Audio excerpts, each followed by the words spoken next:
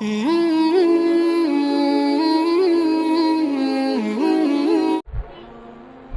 یوں ہو جائے گا، یوں ہو جائے گا، اور سن 2004 میں یوں ہو جائے گا، سن 2005 میں یوں ہو جائے گا، کہ نہیں، اللہ کے علم پر یقین رکھنے کا مطلب یہ ہے کہ غیب کا اللہ کے سوا کسی کو علم نہیں ہے، کہ غیب کا علم اللہ کے سوا کسی کو نہیں ہے، نبیوں کو بھی غیب کا علم نہیں ہے سوائے اس بات کے جو اللہ ان کو بتا دے، ورنہ نبی نہیں جانتے غیب میں کیا ہے، کہ نبی نہیں بتا سکتے کل کیا ہوگا جب تک اللہ ان کو اس کے علم نہ دے۔ میرے محترم دوستو بزرگوں، اسے کہتے ہیں ایمان سیکھنا سب سے پہلے اللہ کے غیر کے انکار سے۔ ابراہیم علیہ السلام نے یہ راستہ دکھلایا کہ چاند کا، سورج کا، ستاروں کا، نمرود کا، جتنی شکلیں بنی ہوئی تھیں، پتھر کی اور چاندی کی اور پیتل کی اور تانبے کی، سب کا انکار۔ جی ہاں، کہ جو چیز دیکھتی نہیں، سنتی نہیں، بولتی نہیں، ان کو یہ بھی نہیں معلوم کس نے ان کی عبادت کی، کس نے نہیں کی۔ ابراہیم علیہ السلام نے ساری شکلوں کو توڑ کر اپنے دل کے رخ کے صحیح ہونے کا اعلان کیا کہ میں اپنے رخ کو بنے ہوئے سے بنانے والے کی طرف پھیرتا ہوں، میں نے اپنا رخ پھیر لیا، میں نے اپنے رخ کو بنے ہوئے سے بنانے والے کی طرف پھیر لیا ہے۔ یہ توجیہ ہے کہ نماز سے پہلے پڑھی جاتی ہے۔ سمجھتے ہیں کہ توجیہ کا مطلب یہ نہیں ہے کہ میں نے اپنا رخ کعبے کی طرف کر لیا، بلکہ اس کا مطلب یہ ہے کہ میں نے اپنے دل کو اللہ کے غیر سے پھیر لیا، میں نے اپنے دل کو اللہ کے غیر سے پھیر لیا ہے اللہ کی طرف، یہ توجیہ ہے۔ میرے محترم دوستو بزرگوں عزیزو، ہمیں اس سے یاد کرنا ہے کہ دنیا کی جتنی بھی شکلیں ہیں،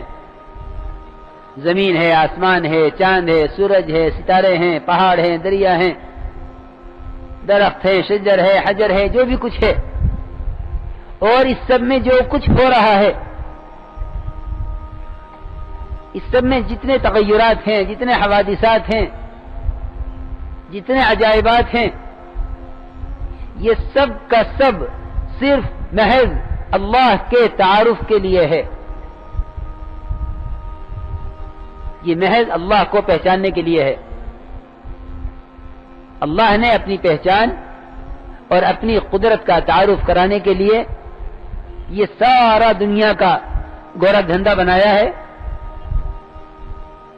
صرف اس لیے کہ اس بنے ہوئے سے ہمیں پہچانو۔ نبی کو حکم ہے، نبی جی ہماری بنائی ہوئی چیزیں ان کو بتلا بتلا کر ہماری یاد دلاؤ۔ ذکر انما انت مذکر، کہ آپ کا کام یہی ہے کہ آپ بنے ہوئے سے ہمارا تعارف کروائیے۔ اس لیے میرے محترم دوستو، پہلی بات ایمان کا سب سے پہلا جز یہ ہے کہ جتنا بنا ہوا ہے وہ بنانے والے کے تعارف، بنانے والے کی پہچان کے لیے ہے، بنانے والے سے فائدہ اٹھانے کے لیے نہیں ہے۔ بنانے والے سے فائدہ اٹھانے کے لیے اس کے احکامات ہیں، اور بنے ہوئے کو اور بنانے والے کو پہچاننے کے لیے کائنات ہے، کہ ساری دنیا کے بنے ہوئے نقشے یہ صرف اتنا بتائیں گے کہ ہاں ان کا بنانے والا کوئی ہے۔ بلکہ حدیث میں بہت اچھی مثال دے کر سمجھایا کہ ایک اونٹ ایک جنگل سے گزرا، گزرتے ہوئے کسی نے نہیں دیکھا، لیکن وہاں اس کی مینگنیاں پڑی ہوئی ہیں۔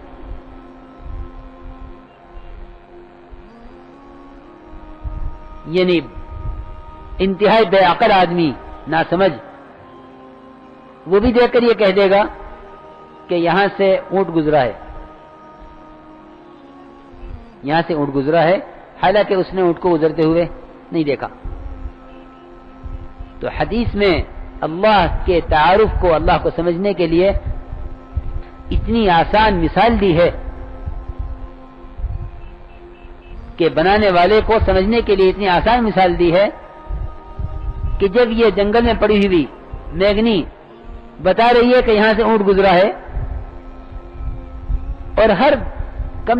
عقل کا کم سے کم درجہ رکھنے والا یا بچہ بھی یہ کہہ دے گا کہ یہاں سے اونٹ گزرا ہے، حالانکہ اس کو گزرتے ہوئے کسی نے نہیں دیکھا۔ میرے محترم دوستو بزرگوں، اتنا بڑا آسمان، اتنی بڑی زمین، چاند، سورج، ستارے، اللہ کے کا یہ اتنا بڑا نظام، کیا یہ اس پر دلالت نہیں کرتا کہ ہاں اس کا کوئی بنانے والا ہے؟ اس لیے اس کام کا سب سے پہلا مقصد اللہ کی ذات عالی کا تعارف کرانا ہے۔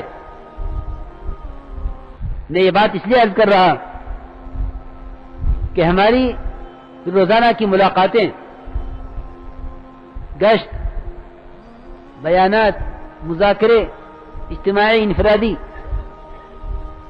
ان سب کا سب سے پہلا مقصد اللہ کی وحدانیت کو، اللہ کی قدرت کو، اللہ کی عظمت کو سب سے پہلے بیان کرنا مقصود ہے۔ ہمیں افسوس ہوتا ہے، ہم یہ دیکھتے ہیں کہ ہمارے ساتھی مضامین اور تقاریر کی طرف جا رہے ہیں۔ دعوت کمزور پڑ رہی ہے کہ اگر دعوت کمزور پڑ گئی تو سارا دین کمزور پڑے گا۔ ہمارا سب سے پہلا مقصد ہے کہ ہم اس دعوت کے ذریعے اللہ کا تعارف کرانا چاہتے ہیں، تاکہ اللہ کی عظمت، اللہ کی وحدانیت یہ دعوت سے دلوں میں اتنی کم سے کم اتر جاوے جو ہمیں اللہ کے احکامات پر کھڑا کر دے اور اللہ کے حرام کردہ چیزوں سے ہمیں بچا لے۔ پہلا مقصد ہے یہ کام سے۔ علماء نے لکھا ہے کہ اللہ کی وحدانیت کو بیان کرنا بذات خود مقصود ہے۔ احکامات کا علم حاصل کیا جائے گا عمل کے لیے۔ اس کا مطلب یہ ہے کہ احکامات کے علم سے فراغت ہو سکتی ہے۔ نماز کا علم حاصل کر لیا، نماز پڑھو۔ زکوٰۃ کا علم حاصل کر لیا ہے، زکوٰۃ ادا کرو۔ یعنی احکامات کے علم سے تو آدمی فارغ ہو سکتا ہے، احکامات کے علم سے فراغت ہو سکتی ہے، لیکن اللہ کی وحدانیت کو بولنے سے فراغت نہیں ہو سکتی۔ کہ روزانہ ہمارا کام ہے کہ ہم اللہ کی توحید کو، اللہ کی یکتائی کو، اس کی بڑائی کو بیان کریں۔ کس لیے؟ تاکہ دلوں میں اللہ کی عظمت، اللہ کی وحدانیت باقی رہے۔ یہ روزانہ کا کام ہے۔ اس لیے میرے محترم دوستو بزرگوں، سب سے پہلا سبب یقین کی تقویت کا وہ یہ ہے کہ ہم جم کر شکلوں کا انکار کریں کہ کرنے والی ذات اللہ کی ہے، اللہ کے غیر سے نہیں ہوتا۔ ابراہیم علیہ السلام نے اس کی آواز اٹھائی تو یوں کہیں کہ اس آواز کا پھر امتحان بھی ہوا، بڑا امتحان ہوا کہ ابراہیم علیہ السلام جب ساری شکلوں کا انکار کر دیا اور شکلوں کو توڑ دیا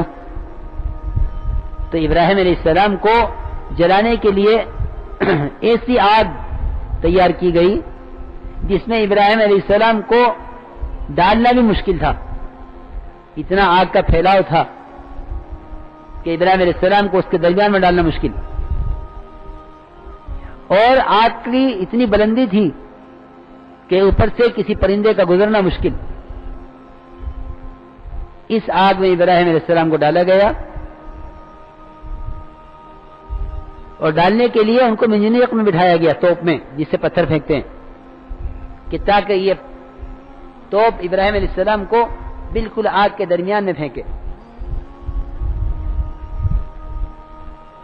ابراہیم علیہ السلام کو آگ میں ڈالا جانا تھا اور ادھر سے جبرائیل علیہ السلام اپنے ساتھ پہاڑوں کے اور پانی کے فرشتے کو ساتھ لے کر حاضر ہوئے اور عرض کیا کہ فرمائیے کیا ہم آپ کی کیا مدد کر سکتے ہیں؟ ابراہیم علیہ السلام نے فرمایا ہمیں آپ کی کوئی ضرورت نہیں ہے، جن کا کام کر رہے ہیں وہ خود مدد کریں گے، اس لیے کہ جو اللہ کی طرف بلا رہا ہے